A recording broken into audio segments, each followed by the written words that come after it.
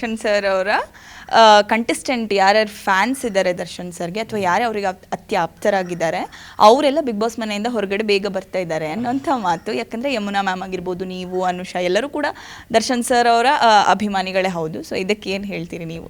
I don't think ಆ ಥರ ಏನಿದಿಲ್ಲ. But ಜನಕ್ಕೆ ಒಂಥರ ಬೇಜಾರಂತ ಇರುತ್ತೆ. ನಮಗೆ ಇಷ್ಟಪಟ್ಟಿರೋ ದರ್ಶನ್ ಸರ್ ಅವರ ಒಡನಾಟ ಇರೋಂಥವ್ರೆಲ್ಲ ಆಚೆ ಬರ್ತಾ ಇರೋಂಥ ಖಂಡಿತ ಅವ್ರಿಗೊಂದು ಬೇಜಾರು ಇರುತ್ತೆ. But everything is very transparent. Nomination ಅಂತ ನೀವು ನೋಡಿರ್ತೀರ, ಆಮೇಲೆ ವೋಟಿಂಗ್ ಅಂತ ಬಂದಾಗ ವೋಟ್ ಶೇರ್ ಅಂತ ಬರುತ್ತೆ. ಸೊ ಅಲ್ಲೂ ಗೊತ್ತಾಗುತ್ತೆ ಜನಕ್ಕೆ. I think Bigg Boss is very transparent kind of ಇದು. ಎಲ್ಲೋ ಒಂದು ಕಡೆ ಇವ್ರು ಇರಬೇಕು ಇವ್ರು ಇರಬಾರ್ದು ಅಂತಲ್ಲ. ಪ್ರತಿಯೊಂದು ಐ ಥಿಂಕ್ ವೋಟಿಂಗ್ ಮೇಲೆ ಹೋಗುತ್ತೆ, ಜನರು ವೋಟಿಂಗ್ ಮೇಲೆ. ಎಲ್ಲೋ ಒಂದು ಕಡೆ ನಾನು ವೋಟಿಂಗ್ ಕಮ್ಮಿ ಆಯಿತು, ಇಲ್ಲ ಬರಲಿಲ್ಲ, ವೋಟ್ಸ್ ಬರಲಿಲ್ಲ ಅಂತ ನಂಗೆ ಏನೂ ಬೇಜಾರಿಲ್ಲ. ಎಲ್ಲೋ ಒಂದು ಕಡೆ ಜನಕ್ಕೂ ಒಂದಷ್ಟು ಜನಕ್ಕೆ ಅನಿಸಿರ್ಬೋದು, ಬೇಡಪ್ಪ ಇವನು ಇದೇ ಥರ ಆಚೆ ಬಂದುಬಿಡಲಿ, ಅವನು ಒಳ್ಳೆಯ ಹೆಸರು ಗಳಿಸ್ಕೊಂಡಿದ್ದಾನೆ, ಅದೇ ಥರ ಆಚೆ ಬರಲಿ ಅಂತ ಕೆಲವರು ಅಂದ್ಕೊಂಡ್ಬೋದು. ಐ ಥಿಂಕ್ ಅದಕ್ಕೆ ನನಗೇನು ಆಚೆ ಬಂದಾಗ ನನಗೆಲ್ಲೂ ಬಿಗ್ ಬಾಸ್ ಮನೇನ ಮಿಸ್ ಮಾಡ್ಕೊತೀನಿ, ಬಿಗ್ ಬಾಸಲ್ಲಿರೋ ಕಂಟೆಸ್ಟನ್ನ ಮಿಸ್ ಮಾಡ್ಕೊತೀನಿ. ಬಟ್ ಎಲ್ಲೂ ಒಂದು ರಿಗ್ರೆಟ್ಸ್ ಇಲ್ಲ. 55 ಡೇಸು ನಾನು ಹೇಳ್ದಂಗೆ ಒಂದು 50 ದಿನ 100 ದಿನ ಓಡ್ದಷ್ಟೇ ಖುಷಿ ಆಗ್ತಾಯಿದೆ ನನ್ನ ಸಿನಿಮಾ.